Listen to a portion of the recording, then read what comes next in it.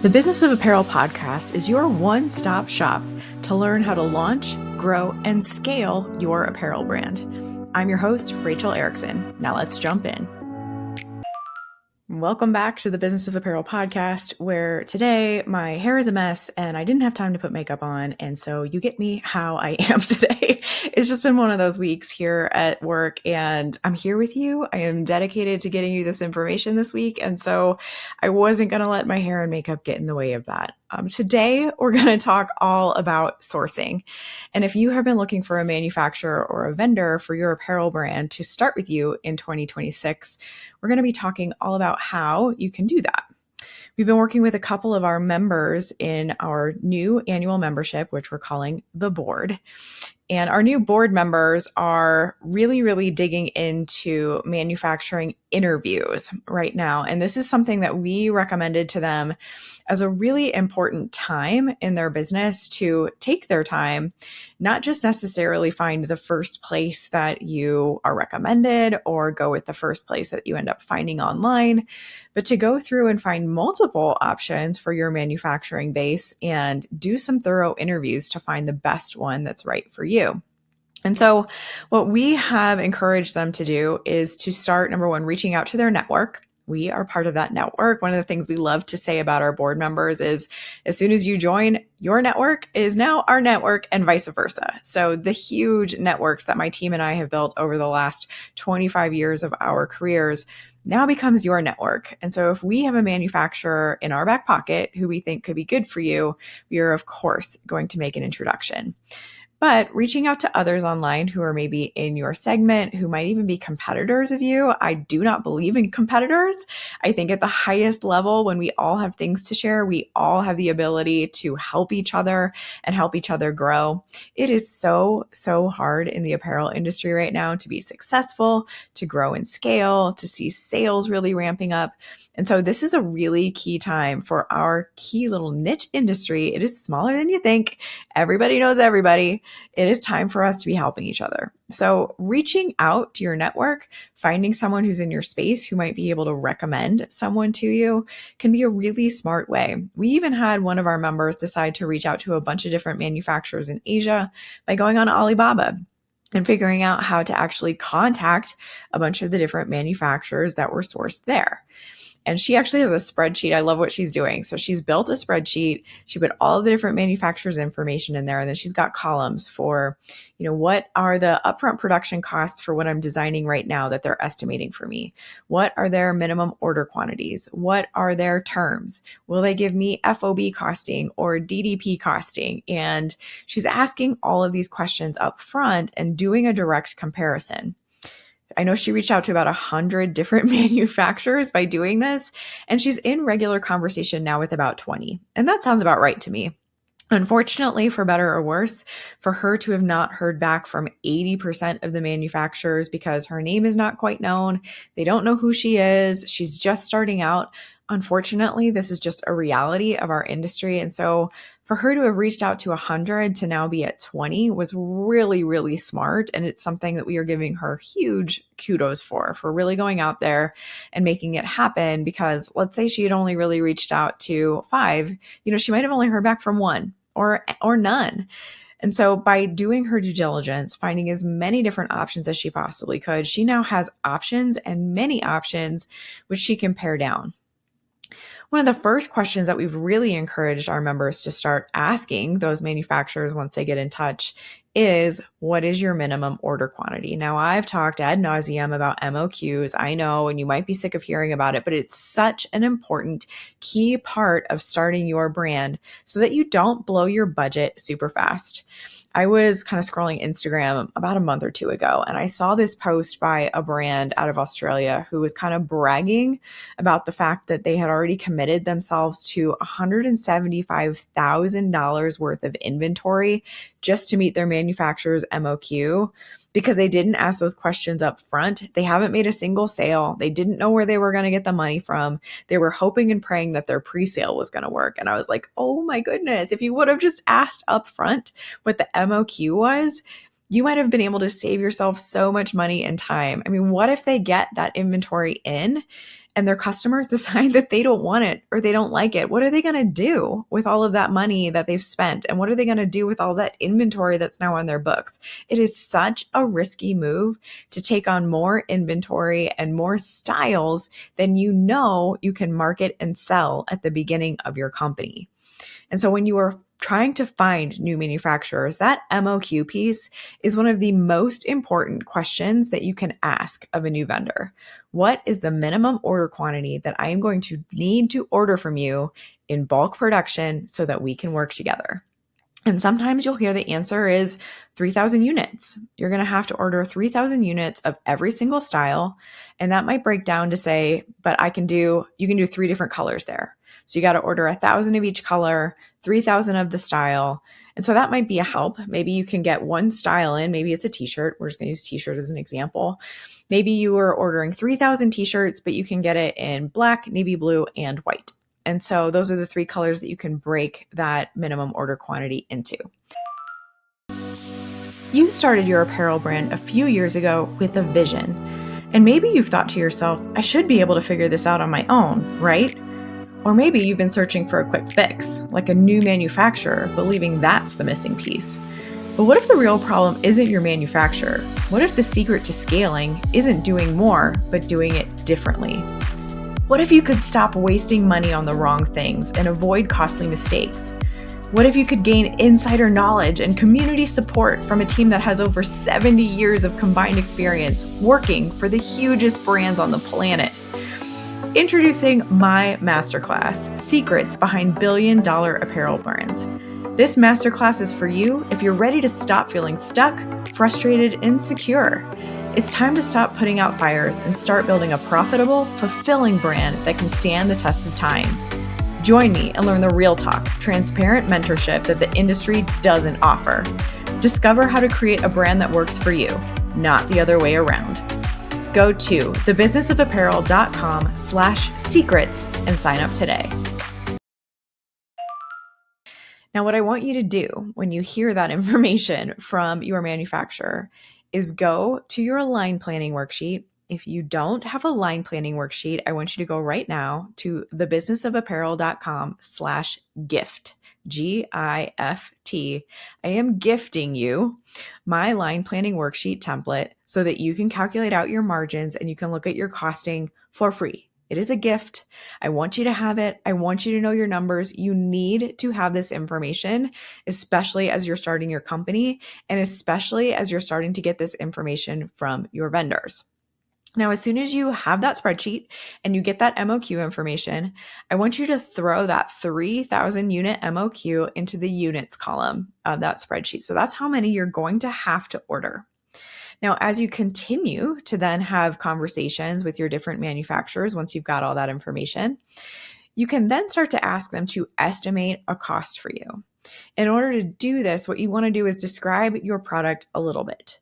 So give them some information about the fabric that you want to use. If you have a cost per yard of the fabric you want to use, even better, because then they can use that to calculate out yield and they can include that in your cost. What you want to do is ask them to estimate what they think your garment is going to cost them to make. And when you're asking them those questions, you can ask them for a few different things. Number one, I don't recommend this, but you can ask them to supply you with a CMT price. Now, CMT is just the cost that it's going to make for them to cut, make, and sew your garments. It is not going to include any of your fabrics, any of your trims, any of your packaging items, anything like that. It's also not going to include shipping fees, and it's not going to include the tariffs and duty rates that we're now seeing on all of our garments. So CMT is one of the toughest costs to get because you then have to figure out how to calculate out, okay, this garment is using a fabric that is $10 a yard, but it only uses 1 yard of fabric. So now I need to add $10 for fabric to that CMT price. It also uses a zipper that costs 75 cents. So now I need to add 75 cents to the price. So that's the work that you're going to need to do to get to a final unit cost. You need to add every single hang tag, every single Swift tag, every single poly bag, every single item that goes onto that unit to be able to ship to you or ship to your warehouse, and then add that to your CMT price that they give you. That's how you get your unit cost. And you can then go ahead and put that in your unit cost column in your line planning spreadsheet template. Now you can ask for an FOB cost, and this is a freight on board cost. And this is one of my favorite kind of costs because a lot of companies will not do DDP costing, and we'll get there in a second. But FOB tends to be my favorite because it is widely adopted. A lot of different manufacturers will quote you FOB. So it includes the fabric and the trims and the packaging items. So if you get an FOB cost from your manufacturer, they're not just going to include their profit and the cut, make, sew of the garment. They're also going to include what it costs to acquire the fabric, to acquire the trims, to acquire all of those packaging items, and then roll that up into a unit cost for you. So now in an FOB cost, you have all of that stuff rolled up for you in a cost breakdown sheet. Ideally, if you can get them to send you a cost breakdown sheet, CBD, where they can actually spell out every single line item of what's included in your garment, what it costs, how many they're using of it, and then roll it all up into a final cost. That is a really good way. You can put that right there in your unit cost in your spreadsheet, and that's typically what we're using. So FOB cost is what we're using in our spreadsheet template. If you need to add everything together because you're getting a CMT price, there's a little bit of extra work on you. And then what your spreadsheet template will help you do is calculate out your duty fees and your tariff fees. So what dollars and cents are you actually going to pay on that unit cost? And then what are your shipping fees? If you know what your shipping fees are, like I use FedEx and it's going to cost me, $500 to ship a box of 500 units. Okay, now your shipping cost is $1 per unit. Okay, so the spreadsheet is going to help you figure all of that out. If you can ask your manufacturer to give you a DDP cost quote, they're going to do everything for you. So they're going to calculate out the shipping fees. They're going to calculate out what it's going to cost you for duty rate fees and tariff fees. And they're going to give you just one rolled up cost. They're going to charge that to you, and then they're going to handle everything else. If you can find a manufacturer who will give you a DDP price, you are a lucky son of a gun, because that is so easy for you to then manage. You have one cost. You don't have to guess on the calculations of percentages. You don't have to be worrying about what's going on with shipping on any given day. We've seen so many times where shipping is just shot right up. All of a sudden it's skyrocketing. The prices are so high. And you don't have to worry about that if your manufacturer is going to handle it on your behalf. So DDP pricing is the best because it's just one single price. That's what it costs, period. You're not going to get any additional bills. FOB is the next best, where you're going to get one bill from your manufacturer, and then you're going to get a bill from your logistics or your shipping carrier. So again, if that's FedEx, you're going to get a bill from them. And then you're going to get a bill from the US if you're importing into the US or whatever country you're listening in. Your government's customs department is going to then send you a bill. And if you're in the US right now, you might receive two separate bills from the customs department. You might receive one for traditional duty rates, which is something that we've been doing for decades and decades, or you might receive a second one that now also includes the new tariffs. So depending on where you're importing from, you might have additional tariffs that go on top of that. So when you're talking to new manufacturers and you're interviewing them, trying to understand what it is that they can help you with, MOQ is number one. Like I said, you really want to understand if you can afford to buy that many units. So now that you have a unit cost and you have an MOQ, I want you to put those into your spreadsheet, and it's going to spit out a number for you. It's going to tell you how much money it will cost you to buy that many units at that unit price. And so, for example, let's say you put in 3,000 units, the total was, $10. Now you're looking at $30,000 to buy that many units. Can you afford $30,000? Do you have $30,000 in your bank account to go ahead and buy that many units up front? And if you don't, how are you going to raise that money? Are you going to ask family and friends? Are you going to go get a bank loan? Are you going to start some freelancing? Are you going to do a little bit of a side hustle? Are you going to stay at your 9 to 5 and start siphoning off some money to save for this? These are the kinds of things that I really, really want you to do while you're doing your manufacturing interviewing, because the budgeting and the manufacturing really, really go together. Because if you find out that you don't have $30,000 and you don't think you can raise that much, Now you need to find a manufacturer who can give you a lower MOQ. Maybe your cost might be a little bit higher. So now your cost is actually $15, but your MOQ is only $100. So that cost is way, way lower up front. And your margins might be a little bit more strained because that $15 instead of the $10, but you're not having to fork over so much money up front. It's much more manageable for you to take on just 100 units of the first style that you're selling, see how fast it sells out. Can you do a pre-sale? Can you really hype up your brand, get your community totally behind you and sell out those 100 units immediately? I mean, wouldn't that be amazing? That would be so much easier to do than to sell out 3,000 units really quickly. And so those are the kinds of things that we want you to understand. And those are the kinds of things that I want you to be asking a new manufacturer. Okay, so we talked about MOQ, then you're going to work on some costing stuff with them. You are also going to need to ask them for some factory information. Usually we'll call this like a vendor profile. Their profile is going to include what kind of machinery they have in their factory. So can they do screen printing for you? Can they do embroidery for you? Do they have the capability to create labels and hang tags on your behalf? Do they have the kind of sewing machines that you need to be able to make the garment that you want to make? Those kinds of things should be included in their vendor profile, along with any kinds of certifications that they have in the way of sustainability. And they will absolutely be willing to tell you that information because it is almost always a big point of pride for any factory to have sustainability certifications. And usually it's like plastered all over their documentation. They've got stickers in the windows of their actual office location. You will be able to know if they are sustainably certified and if they are an ethical manufacturer because there will be a stamp of approval from different places, different certification places, and they will tell you about it. It's like that stupid joke about Harvard people. Like, how do you know if someone went to Harvard? They'll tell you. And so that's the same thing with like factories. If a factory is sustainably certified in any way, they will absolutely want to brag about it. So asking about that is not a problem. And you should absolutely be asking if they can prove any of those kinds of sustainability certifications because you really want to be working with a manufacturer that does ethical manufacturing, that does ethical work, pays their people properly, has ethical working conditions, and has sustainability as an initiative. The other thing I want you to look for when you're asking for a vendor profile is photos. Ask them if they'll send any photos to you of their sewing floor or their cutting room or anything like that. And what you're looking for there is cleanliness.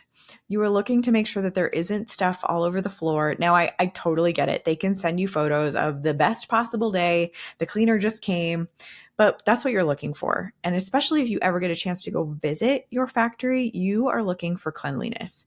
The factories that run really, really cleanly, the ones that have no threads on the floor, no fabric scraps on the floor, the ones that have things set up so that everything is just running beautifully are the places who are really going to take care of you well. They take care of their own stuff well, and they are going to take care of you well. So I have found that to be a huge indicator visiting factories for many, many years, going to many different countries. The ones that tend to have stuff all over the floor, everything's really messy, you can't really figure out what's what, those are the ones that tend to do a poor job when it comes to actually merchandising your stuff. So someone to take care of you, someone to communicate with you well. These are all key indicators of basically just how they run their business. And so if they send you photos and you start to notice like a mess all over the place or there's threads all over the floor, that could be a little bit of a sign that they might not be the best match for you because if they keep things messy internally, they're probably going to be a little bit messy to work with externally too. Last but not least, I really want you to ask them if they would be willing to sign a vendor agreement. Now, a vendor agreement is a contract between you and them that basically says how you're going to work together. What is the timing for prototypes? Do you expect them to send prototypes within a 4-week turn time, a 6-week turn time? How is costing done? Are they going to be charging you development fees for your samples, or is that all going to get rolled up into your FOB price or your DDP price? But most importantly, that contract needs to include what happens during production if your production units do not match your quality standard. This is one of the biggest things because this happens all the time in the apparel industry. We can send the most beautiful tech pack, we can be super dialed, we can have everything documented, and sometimes it just happens that your production comes in and it's not correct. It doesn't fit the body right. It doesn't follow your measurements. It doesn't have the right zipper. I had one client once who the factory accidentally swapped a pocket zipper and a center front fly zipper. And so the center front fly zipper wasn't like an auto close zipper, and everybody's flies kept popping open when they bought the units. But because we had a vendor agreement in place that said when stuff like that happens, we classify this as a B grade good. So you have A grade goods, you have B grade goods, all the way down to D grade goods. D grade goods usually you don't take. You want all your money back for that, or you want full replacement of that. B grade goods are usually something that you can still sell. Now, okay, the center front fly one probably wasn't something that we could still sell. I think we actually classified that as C grade goods where we wanted a repair. So we actually sent back all the shorts and we asked them to repair them. You've put in the hours, you've mastered the fundamentals, and your brand is no longer a passion project. But somewhere along the way, the hustle that got you here started to feel like a trap. You're building a business, not just making clothes, and you're starting to wonder if you'll ever crack the code to consistent, profitable growth.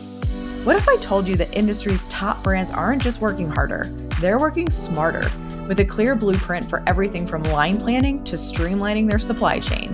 This is the insider knowledge that's typically kept behind closed doors, but now it's accessible to you. Introducing The Board, an annual membership designed to give you that strategic advantage. Led by a team with over 70 years of combined experience, we provide the honest, real talk mentorship you need to move from busy to truly successful. We'll show you how to focus on the small, consistent actions that lead to massive progress, helping you build a legacy without the burnout. It's time to stop second-guessing yourself and start building with purpose. Don't pay attention to the chaos. Pay attention to what actually matters. Join the board and unlock the proven systems that will transform your brand. Go to thebusinessofapparel.com to find the option that's right for you. I can't wait to see you in there. But B grade goods usually are something that you can still sell. It's still sellable. Something is wrong with it. It didn't come in meeting your production standards, but your customers might not notice. It might be something that you definitely notice. It's something that is going to be totally a pet peeve of yours as it's out in the world, but your customers won't notice. It's not going to actually damage your reputation. Those kinds of things you can still sell, but you want a discount from them because it didn't match production. You have an agreement on paper that says, my tech pack is my production contract. Make sure you're doing tech packs too. That's a whole other conversation, but make sure you are sending your own tech packs. Don't let them create tech packs for you. That means that the property is theirs, not yours. Okay, we can have a whole conversation about tech packs some other time. But you want to make sure, I have this tech pack. My measurements are in there. This is my production standard. This is what I expected. I did not get it. I am willing to still sell these goods. I'm not going to send them back to you. I don't expect you to repair them for me, but I do want a discount. And then what is that discount and what are they willing to actually discount for you when that stuff happens? Those are the really important things to include in a vendor agreement. And most vendors, the really good ones, will actually insist upon signing a vendor agreement with you before they will even start with you. And so if you find one and they are not willing to sign a vendor agreement, that's another red flag. So a little bit of tips and tricks there for you if you are starting to do sourcing for your brand, or if you're trying to find new sourcing for your brand. That's one thing we're noticing a lot of even big emerging, like big name brands that are out there right now. There's a lot of movement going on because of the tariffs. And so a lot of people are trying to move away from the countries where the tariffs are the highest and move them to places where tariffs are lower, so that their bottom line doesn't get hit as much. But that resourcing, all of this is still applicable to that. If you are resourcing, trying to find new vendors and manufacturers in new areas, this is all still very applicable. If you have any questions, please let me know. I love to answer comments here on YouTube. If you're watching on YouTube, please put them below. If you are listening, we would love to have you leave us a review. And if this episode helped you and you think it could help someone else, please share it. If you're interested in actually joining the board and becoming a member where we help you on an individual basis do this work and make sure that you are not skipping a beat, we actually also provide you with a vendor agreement contract template and so much more. If you are interested, please go to thebusinessofapparel.com, check out the different options that we'd have, and we would love to have you as a member. Thanks so much for being here with me this week, and I'll see you next week. Thank you so much for listening to the Business of Apparel podcast. I would so appreciate hearing your thoughts on the show. And if you know someone who could benefit from it, please share it with them. My biggest desire is to help other apparel professionals understand the nuances of our industry so we can all work toward making better product for a better world.